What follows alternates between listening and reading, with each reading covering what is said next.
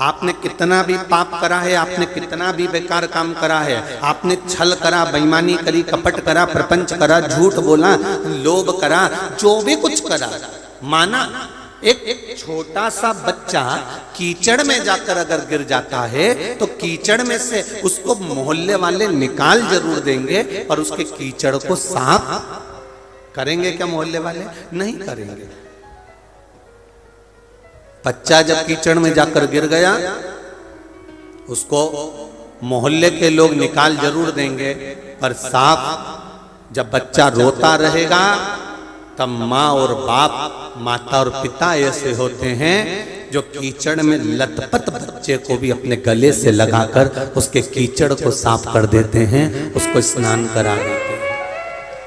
आप कितने भी कीचड़ में लथपथ, आप कितने भी कीचड़ में डूबे हुए हो, आप कितने भी कीचड़ में गिर गए हो, चाहे वो लोभ का हो, काम का हो, आसक्ति का हो, तृष्णा का हो, वासना का हो, जितने कीचड़ में हम फंसे हुए हैं, देवाधिदेव महादेव के चरणों में प्रतिदिन जाना चाहिए। शंकर भगवान को एक लोटा जल रोज चढ़ाना चाहिए। क्यों? क्योंकि वो हमारा पिता, वो हमारी माता है, तो ये निश्चित है कि हमारे कीचड़ को भी वो साफ कर ही देगा। इसकी निश्चितता, वो करेगा ऐसा।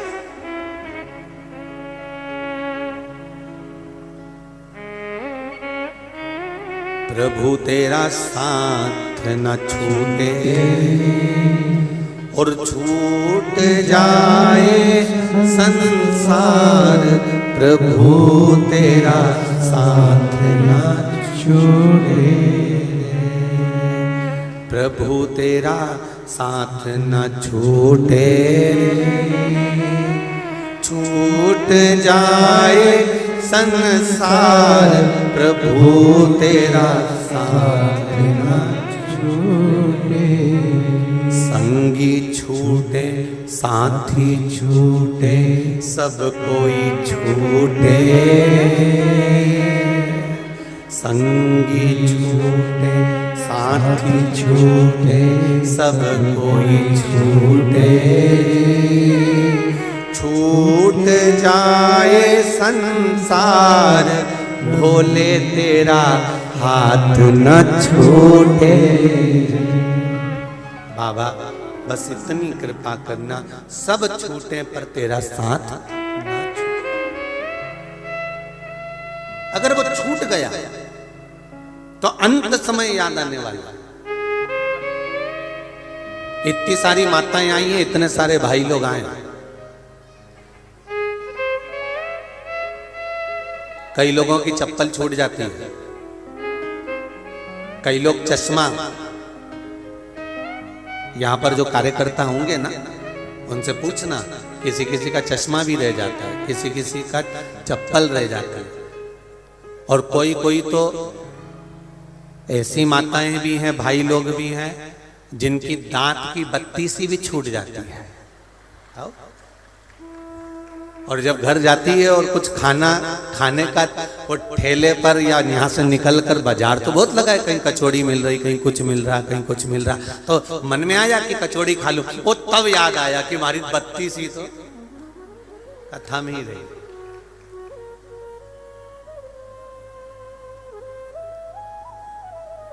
ध्यान देना जरा, बत्ती सी खाते समय याद आती है, चश्मा पढ़ते समय याद आता है, और मेरा महादेव मरते समय याद आता है।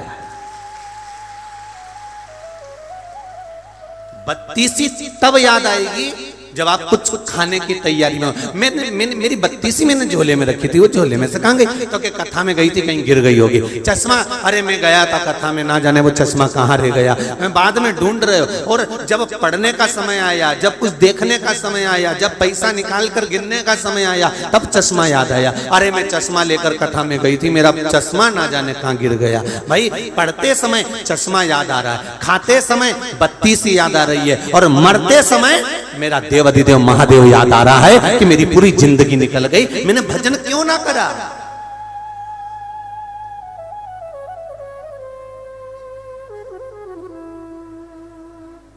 पूरा जीवन निकल गया मेरा।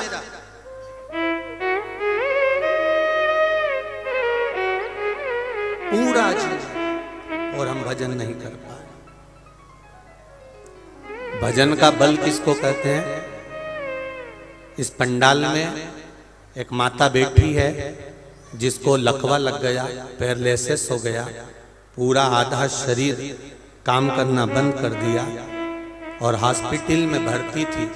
डॉक्टर ने कहा सालों लगेंगे ठीक होने में, तो उसने अपने परिवार वालों से कहा मुझे ले जाकर केवल अशोक नगर की शिव महापुराण की कथा में छोड़ दो, बाकी का महादेव निपटेगा कि मैं ठीक होती हूँ कि नहीं होती। कहीं बैठी हुई है वो, जहां भी बैठी हो खड़ी हो जाना, पैरालिसिस से आधा शरीर में। और उसने पत्र में लिखा है पहले दिन की कथा में जब यहाँ पहुंची तो गाड़ी में डाल कर लेकर आए थे, और आज मेरा शरीर जो आधा हॉस्पिटल में बताया था बेकार, और मुझे चलना नहीं होता था, उठना नहीं होता था, हाथ पैर काम नहीं कर रहा था, आज तीसरे दिन की कथा में मैं पत्र लिख कर भेज रही हूँ कि मेरा शरीर काम करना चालू कर दिया।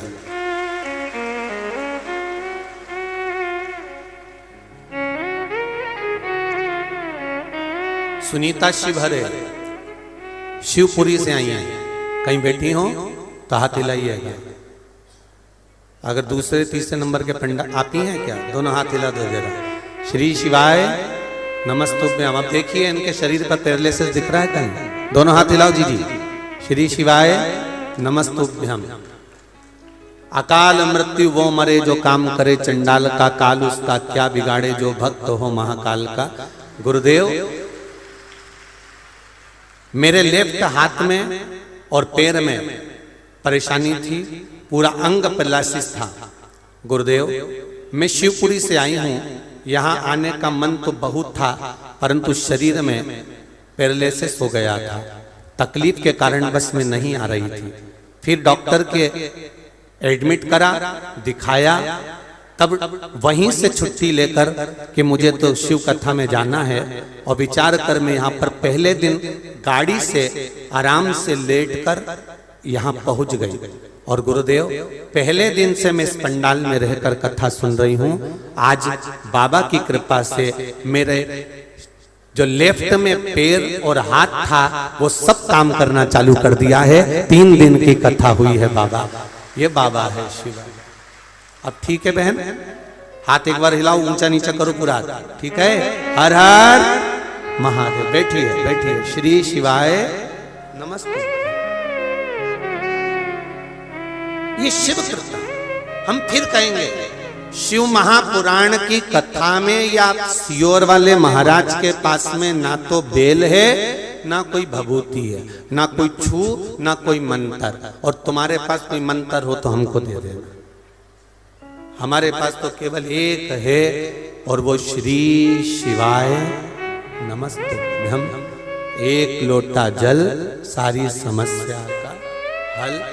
शिव महापुराण की कथा जो दिल से सुनता है, फिर कह रहे हैं आप लाखों की संख्या में आए हो, ऐसा कोई मंडी प्रांगण का टीन शेड नहीं है जिसमें आप भरे बैठे नहीं।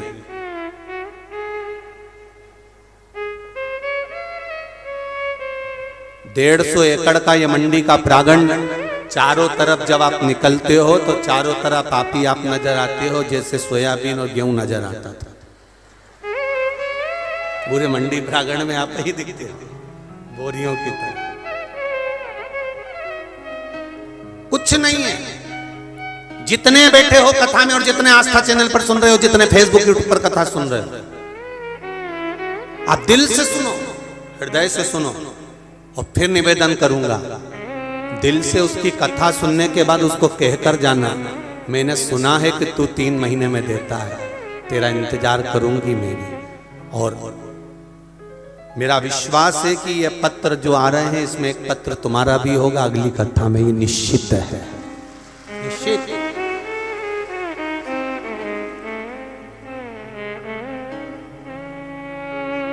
आदरणीय सांसद महोदय जी से भी एक बात कहना चाहूंगा, आपके लिए भी बहुत सारे पत्र हैं।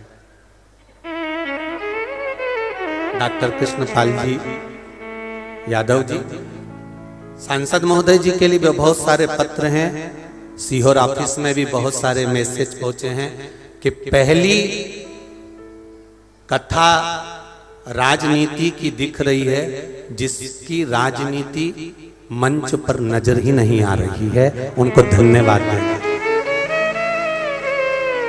एक छोटा सा छोटा राजनेता भी अगर कथा कराता है तो मंच का संचालन से लेकर मंच का जो कथा विराम है उसमें अतिथि और उनका उद्बोधन और उनका ही सब वर्णन चलता रहता है।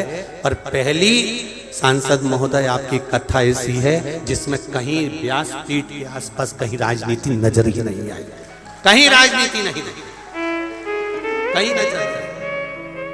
कोई राजनीति का प्रकल्प, इसलिए आपको बहुत लेटरों में धन्यवाद दिया है, आपको बहुत बहुत धन्यवाद, बहुत साधुवाद।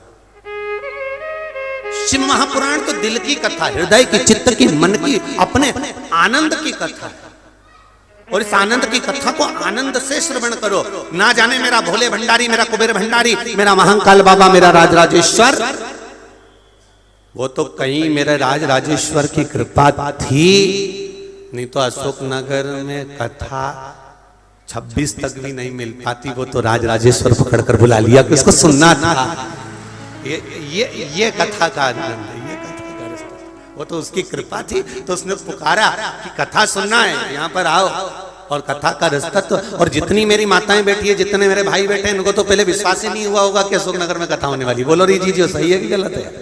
ये देख लो, सबके हाथ हिल रहा है। विश्वास ही नहीं था कि कथा हो जाए, पर कहीं शिव की कृपा थी और आपका भक्ति, आपकी दृढ़ता, आपकी उदारता, ये सुख दे गए। एक पत्र आया है,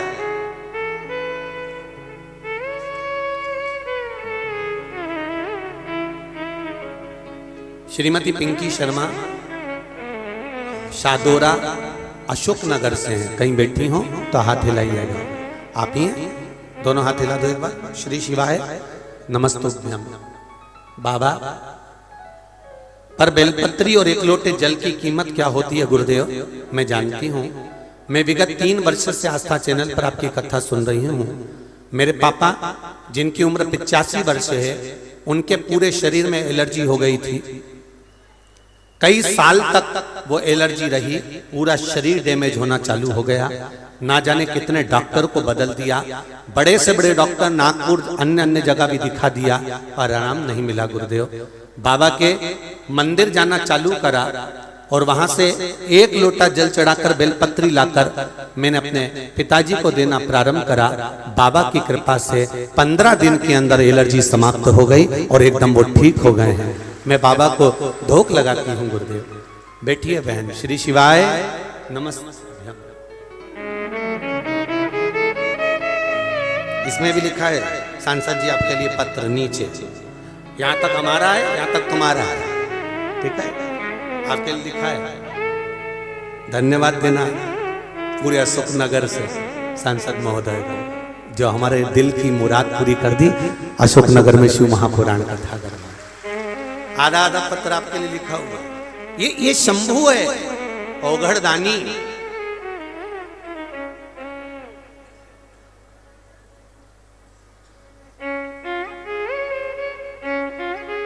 उसकी कृपा बिना कुछ नहीं हो सकता।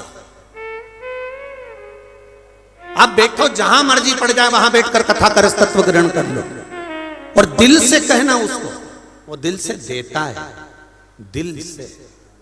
बस ये चित्त, ये मन, ये हृदय, ये वृत्ति उससे लगाना पड़ेगी।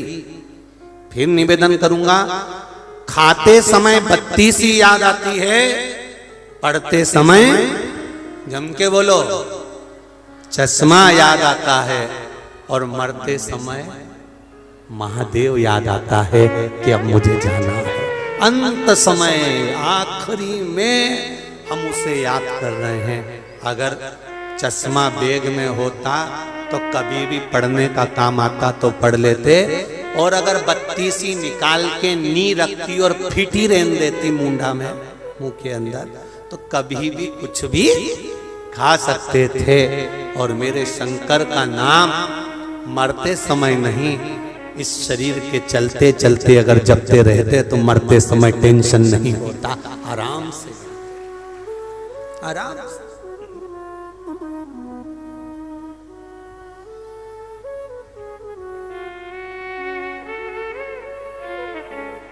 अंतिम बिंदु सवर जाता, अंतिम बिंदु सुधर जाता। महाराज, जीवन के 2 प्रमाण पत्र ऐसे हैं जो आप हम जिंदगी में कभी नहीं ले सकते। संसार का मनुष्य 2 प्रमाण पत्र कभी नहीं ले सकता, एक जन्म प्रमाण पत्र और एक मृत्यु प्रमाण पत्र। संसार का कोई मनुष्य लेता ही नहीं। जन्म प्रमाण पत्र भी तुम्हारे मां बाप लेंगे और मृत्यु प्रमाण पत्र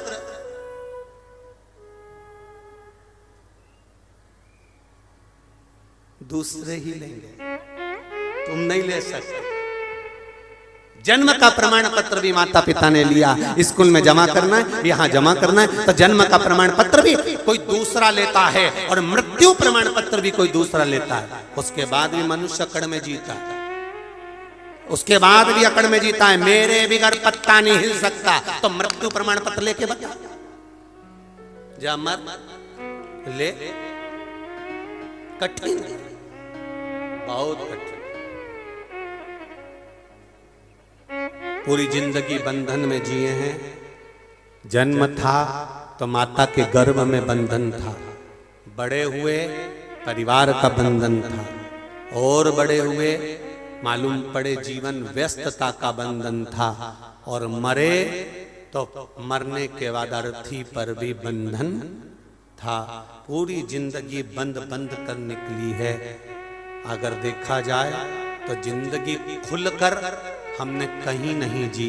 अगर जिंदगी खुलकर जी है तो केवल शिव महापुराण की कथा में बैठकर अपनी जिंदगी को खुलकर जी, खुलकर। मेरा अशोकनगर वालों से निवेदन है, आप अगर दिन में आकर कथा का रसतत्व यहाँ दर्शन नहीं कर सकते, देख नहीं सकते, सुन नहीं सकते, तो आसपास के लोगों से और अशोकनगर वालों से निवेदन है कि रात्रि का एक बार आकर यहाँ का माहौल का आनंद लेना। 8-8, 10-10 हजार लोग रात्रि में दूर दूर से आकर इस पंडालों में जब सोते हैं और रात में भजन गाते हैं, उनका श्री शिवाय नमस्तुभ्यम चलता है, उसको देखने लायक। कभी मौका मिले अशोकनगर वालों, अपनी पत्नी को और बच्चों को कहीं घुमाने ले जाना तो 7 दिन के लिए विचार कर जाना कि गाड़ी में बैठो और मंडी प्रांगण में जाना है। रात्रि को जितने भगत लोग यहाँ बैठे हुए हैं, जितने भगत यहाँ रात को 8-8, 10-10 हजार लोग रात भर रहते हैं, 8 से 10 हजार लोग यहाँ रहते हैं। और धन्यवाद दूंगा यादव परिवार को, सांसद महोदय आपको और आपकी कार्यकारिणी को, जो 10,000 आदमी को भी इतने प्रेम से चाय नाश्ता भोजन देता है कि मालूम ही नहीं पड़ता कि कब भोजन प्रसाद हो जाता। धन्यवाद। एक को भी चिल्लाकर नहीं, एक को भी कष्ट देकर नहीं, सबको प्रेम से। आप कहते होगे गुरुजी आपको कैसे मालूम पड़ जाता है? यहाँ से मैसेज सीहोर जाता है ऑफिस में, और वो मैसेज हमारे पास आता है तो हम पढ़ते हैं, तो लोग लिख के भेजते हैं कि हमको यहाँ पर अच्छा लग रहा है, आज हमको भोजन में ये मिला। हम पूरे 2 दिन का भोजन भी बता सकते हैं कि आज ये खिलाया था, कल ये खिलाया था। एक एक चीज वहां जाकर सूचना पहुंच जाती है। इतना स्नेह, इतना।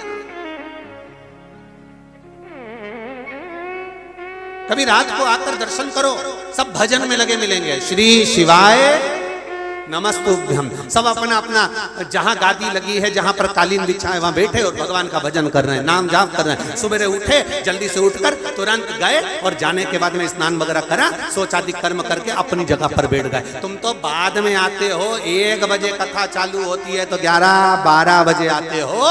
इनसे पूछो जो पूरी रात अपनी जगह संभाल कर बैठते हैं और सुबह से फिर जगह संभाल कर बैठ जाते हैं, उनसे पूछो। और जो लेट आते हैं वो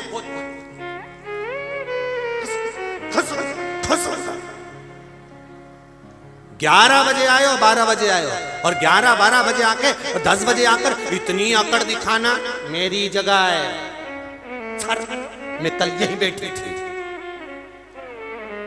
अब उसको थोड़ी ना मालूम, वो रात को आई बेचारी, गाड़ी से उतरी, उसने अपना बिस्तर बिछाया, बैठ गई आराम से और कथा सुनती रही। वो पूरी रात जगह संभालती है, सवेरे स्नान कर कर, कई बार तो भीड़ बड़ी हुई दिखती है तो खाने पीने बाहर भी नहीं जाती, अपने पति से कह देती चाय ला दो, मैं यहीं पी लूंगी, जगह संभाल, जगह संभाल। इतना स्नेह, इतना प्रेम, इतनी वात्सल्यता, इतनी करुणा। और ना कोई, हम यहाँ पर कोई मंत्र दे रहे हैं, ना बेल दे रहे हैं, ना भभूति दे रहे हैं, ना सामान दे रहा है। यहाँ तो केवल एक है, और वो श्री, जरा जम के बोलिए, श्री शिवाय नमस्तुभ्यम। इसके सिवाय कुछ भी नहीं है। ये मूल मंत्र का आनंद, शिव महापुराण का रस तत्व, शंकर को जानना है और हमारी जिंदगी का सर्वस्व मेरे देवाधिदेव महादेव को समर्पित कर देना है। इससे ज्यादा कुछ भी नहीं, कुछ भी नहीं।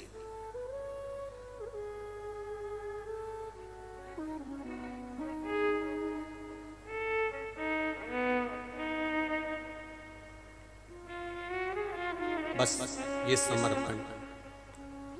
एक प्रसंग कल की कथा में चल रहा था, रहनी का।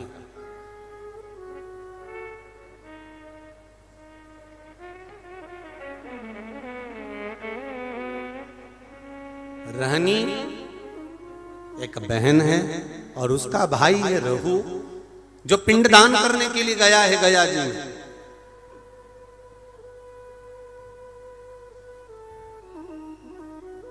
और रहनी के 2 बच्चे हैं, और बहन को बड़ी प्रसन्नता हो रही है कि मेरे मायके में इतने लोगों का भोजन बन रहा है। ये प्रसन्नता, ये आनंदता।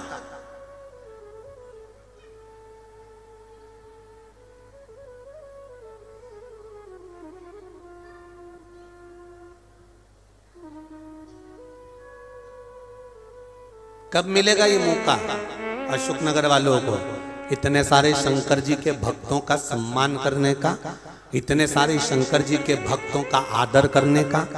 यह मौका शंकर भगवान की कृपा से मिला है। मैं सबको धन्यवाद देता हूं, जो कहीं कहीं पानी पिला रहे हैं, कहीं फल बांट रहे हैं, कहीं प्रसाद खिला रहे हैं। सबको धन्यवाद, प्रत्येक समाज को धन्यवाद है जो आगे बढ़ बढ़कर इन सेवक बनकर सेवा कर रहे हो। ये मौका नहीं मिलने वाला दुनिया में कभी भी।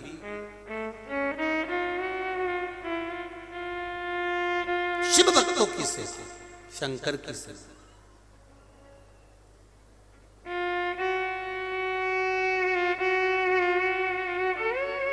कई लोग हमसे कहते हैं गुरुजी आप कभी अमरनाथ जी जाएं तो अमरनाथ जी में जाके दर्शन करना, इतने भंडारे लगाते हैं लोग बाग, इतनी सेवा करते हैं। हमने कहा हम अमरनाथ जी के भंडारे तो नहीं देखे हैं, पर शिव महापुराण के भंडारे तो हम गाड़ी से निकलते हैं तो देखते हुए जाते हैं कि लोग कितनी सेवा में लगे रहते हैं। ये जरूर देखते।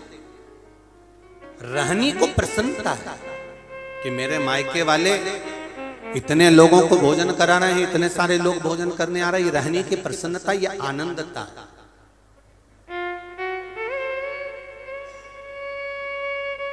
एक बेटी का जीवन बड़ा आनंदित होता है, वो बड़ी खुश होती है।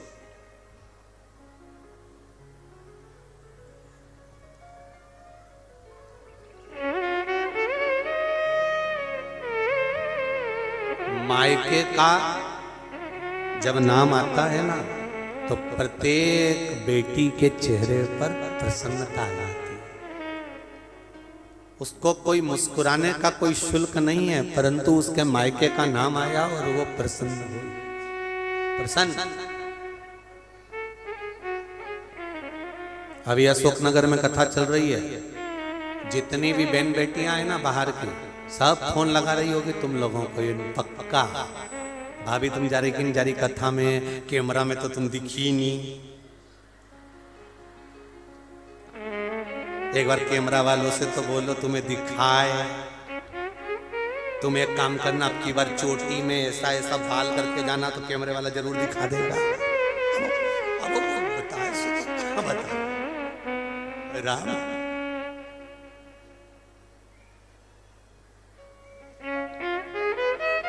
शिव कृपा।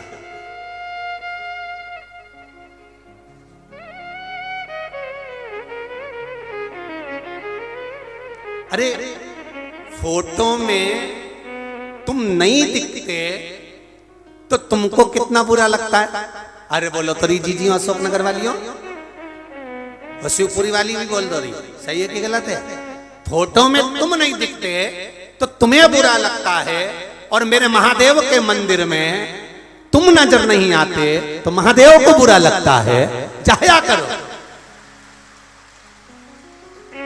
उसके मंदिर में तुम जाते रहोगे, उसको प्रसन्नता बनी रहेगी, उसको आनंदता बनी रहेगी। अरे भगवान से रोज प्रार्थना करा करो, मेरे महादेव मेरे जन्म से पहले आने की सूचना 9 महीने पहले तूने दे दी कि मैं पैदा होने वाला हूं।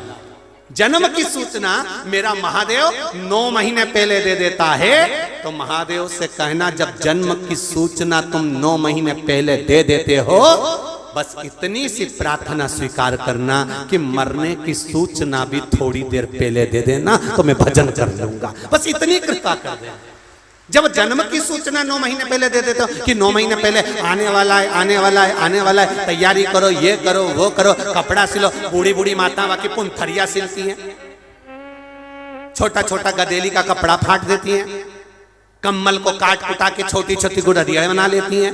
पूछो बुजुर्ग माता से, आने की सूचना 9 महीने पहले मिल जाती है कि ये आने वाला है। भगवान से कहना महादेव मेरे मरने की सूचना भी कम से कम 2 दिन, 15 दिन, 20 दिन पहले दे देना कि मैं मरने वाला हूं। पर ऐसा होता है क्या?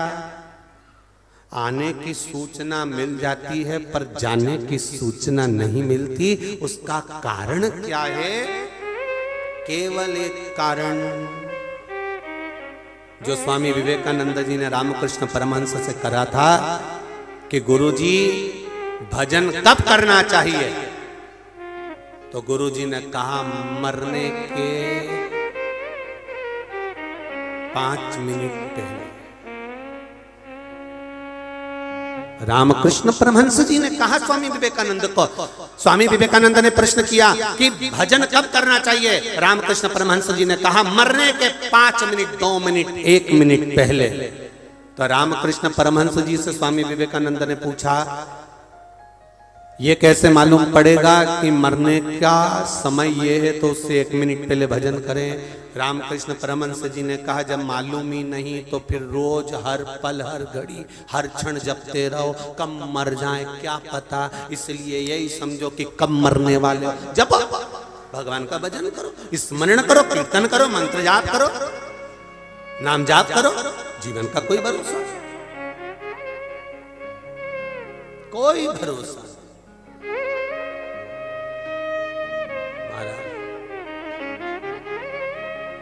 साथ देती नहीं ये किसी का, क्या भरोसा है इस जिंदगी का। कोई भरोसा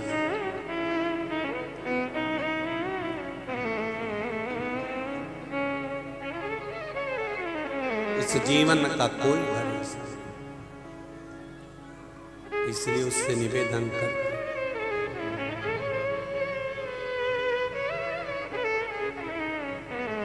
हे शंभु, हे शंभु, हे तेरी कृपा चाहिए।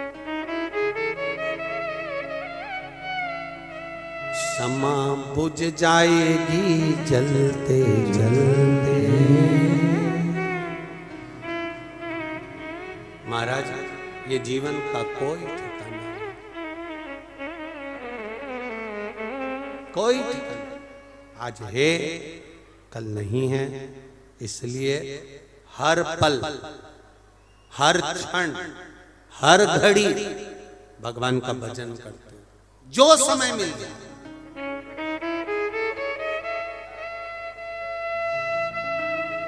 ये शरीर भगवान ने बड़ा सोच समझ कर दिया है, बड़ा विचार कर दिया है, इसको गंवा मत देना। बड़ी मुश्किल से नर तन मिलत है, ये गंवाने के काबिल नहीं, बड़ी मुश्किल से, बहुत मुश्किल से। महाराज आज तो अच्छा दे दिया मेरे परमात्मा ने, अभी तो ये शरीर मेरे देवाधिदेव महादेव ने अच्छा दे दिया। यदि हमने अच्छा कर्म करा तो अच्छा मिलेगा, अगली बार वरना अच्छा कैसे देगा।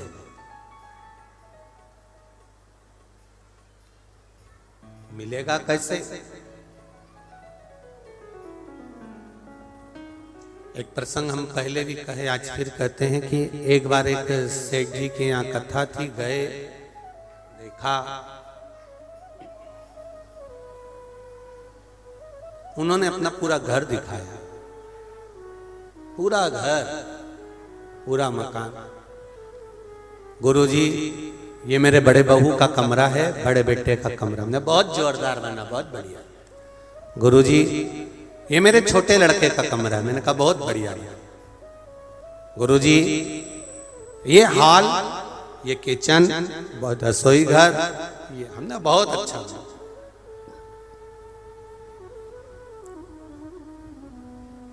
गुरुजी इधर आओ, उधर गए, ये हमारे यहाँ की बाथरूम है। तो हमने आशीष से कहा ये दिखाना जरूरी थी का? अब तुमने घर दिखा दिया तो बाथरूम दिखा, देखो तो इसमें नल देखो, इसका सिस्टम देखो, इसका ऐसा देखो, वैसा देखो। हमने ठीक है, अब वो बाथरूम देख रहे थे, देखते देखते जब गीजर लगा तो गीजर के पास में एक छिपकली चिपकी हुई थी। हमने छिपकली को देखा और हंस दिया। तो हमारा जो जजमान थे सेठ जी, वो कहने लगे गुरुजी आप छिपकली को देखकर क्यों हंसे? हमने कहा बस हंसी आ गई। गुरुजी एक बात समझ में नहीं आती, हमने छिपकली को 2-4 बार भगा दिया, फिर आती है और गीजर के पास चिपक जाती है। एक बात समझ में नहीं आती, ये छिपकली जाती क्यों नहीं है? आखिर कारण क्या है? ये छिपकली जाती क्यों नहीं है? हमने कहा कुछ नहीं, जब गांव में कथा होती थी इससे घर नहीं छूटता था, जिससे घर नहीं छूटा भगवान ने कह दिया अगली बार इसको छिपकली बना के घर में चिपका था।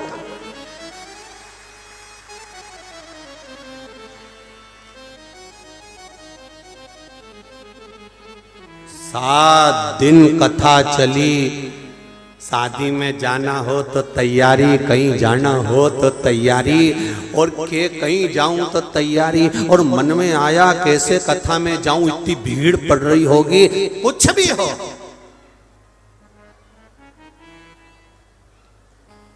इतनी भीड़ पड़ रही कैसे जाऊं। तो जब नोट बंदी हुई थी और नोट बदले थे, तब भी तो भीड़ में जाके बैंक में लाइन लगा के बदले थे,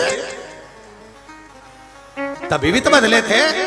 जब कह देती इतनी भीड़ में नहीं जाऊंगी, 2 साल बाद बदल के आऊंगी, और 2022 में बदलने पहुंच जा, तो बैंक वाले भी कह दे डोकरी, अरे ओ अम्मा चल जा यहाँ से। अब कोई बदला है? बदलने का भी समय होता है, इतने समय से इतने समय तक नोट बदलाएगा। बोलो बोलो सही है कि गलत है? बोला था ना कि इतनी तारीख तक नोट बदल दिए जाएंगे, उतने समय तक नोट बदलवा लो तो बदलवा लो, वरना बाद में 2 साल बाद जाओगे तो तुम्हारा नोट किसी काम का नहीं रहेगा। बाद में ऊख की पुड़िया बना के तंबाकू भर के मलमल के खाता, इससे ज्यादा किसी काम का नहीं। तो समय दिया कि इस समय पर नोट बदलवा लो, अभी भी मौका है। उसी तरह शिव महापुराण की कथा भी चिल्ला चिल्ला कर कह रही है अभी भी मौका है, बदलवा लो इस मन को, और इसके बाद मौका नहीं मिलने वाला। फिर गए तो गए, ये मौका है, बदल लोगे तो मिल गया, बदले में मिल जाए, इसको बदलो। बाद में 500 का नोट और 1000 का नोट कई काम नहीं आएगा, घर में पड़ा रहेगा। फिर उसको कांच में भी जड़वा के रखोगे तो कोई फायदा नहीं है, कहीं धरोगे भी तो कोई फायदा नहीं। का प्रयोग करना,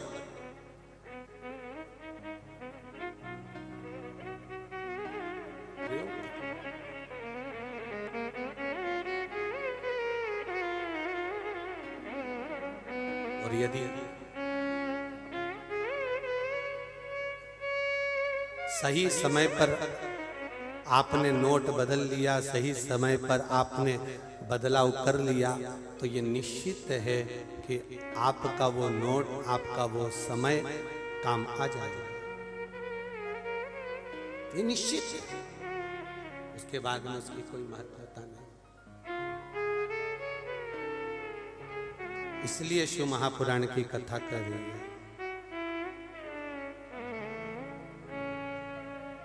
अपने जीवन को थोड़ा सा बदलाव, थोड़ा सा।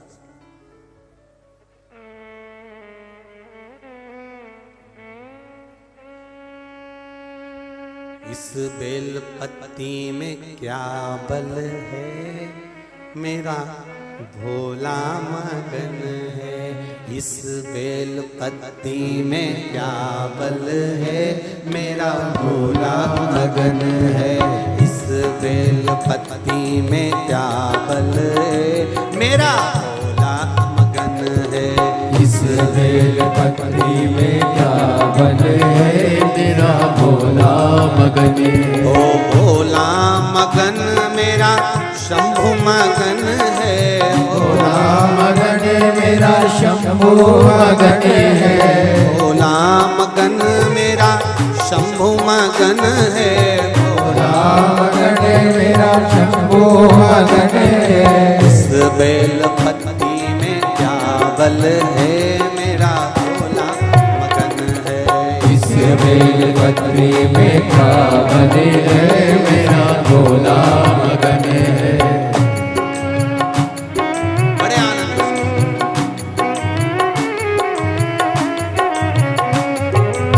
शंभो।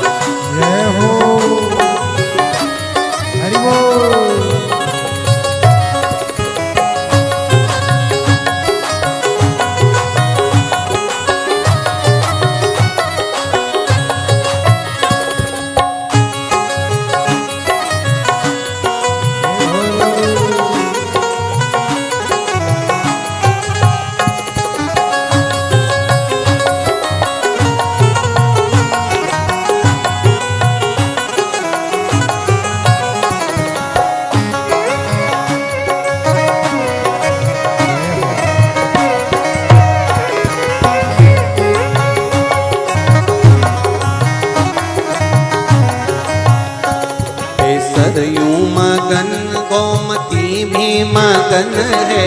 सरयू मगन गोमती भी मगन है। सरयू मगन गोमती भी मगन है। सरयू मगन गोमती भी मगन है। अरे गंगा के जल में क्या बल है, मेरा भोला मगन है। गंगा के जल में क्या बल है, मेरा भोला मगन है। अरे गंगा के जल में क्या बल है, मेरा भोला मगन है। गंगा के बल में क्या बल है, मेरा भोला मगन है। अरे भोला मगन मेरा शंभु मगन है। भोला मगन मेरा शंभु मगन है।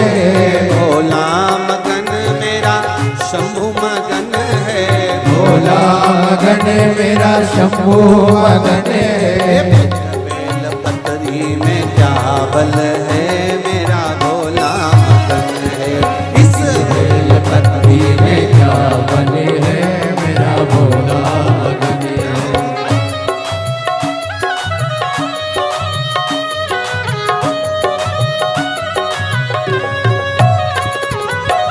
जय भोले।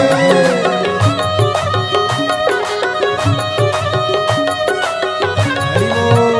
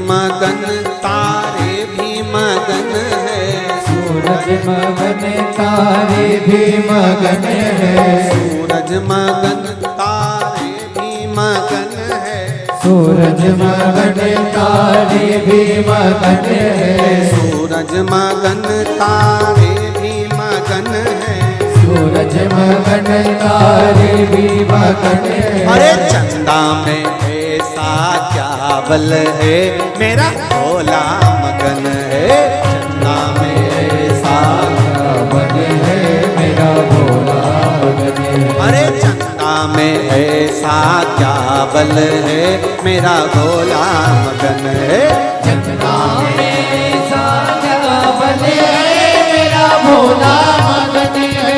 भोला मगन मेरा शंभु मगन है, भोला मगन मेरा शंभु मगन है, भोला मगन मेरा शंभु मगन है, भोला मगन मेरा शंभु मगन है। अरे इस बेल पत्ती में क्या बल है, मेरा भोला मगन है, इस बेल पत्ती में क्या बल है, मेरा भोला मगन है। ओहो।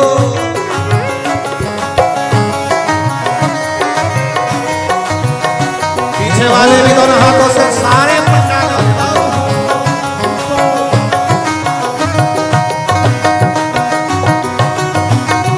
शंभो।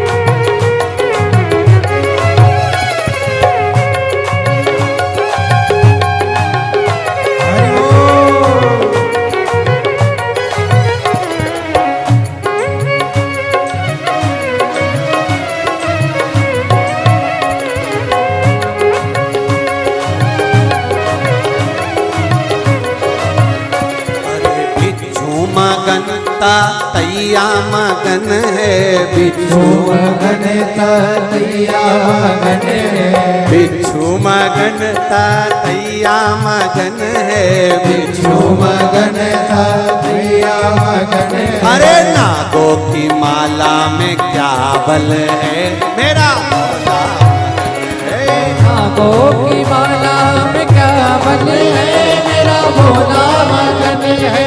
नागों की माला में क्या बल है, मेरा भोला मगन है, नागों की माला में क्या बल है, मेरा भोला मगन है। अरे भोला मगन मेरा शंभु मगन है, भोला मगन मेरा शंभु मगन है, भोला मगन मेरा शंभु मगन है, भोला मगन मेरा शंभु मगन है, भोला मगन मेरा शंभु मगन है, भोला मगन मेरा शंभु मगन है, शंभु मगन मेरा भोला मगन है, शंभु मगन मेरा भोला मगन है, भोला मेरा भोला मगन है। ओ शंभु मगन मेरा भोला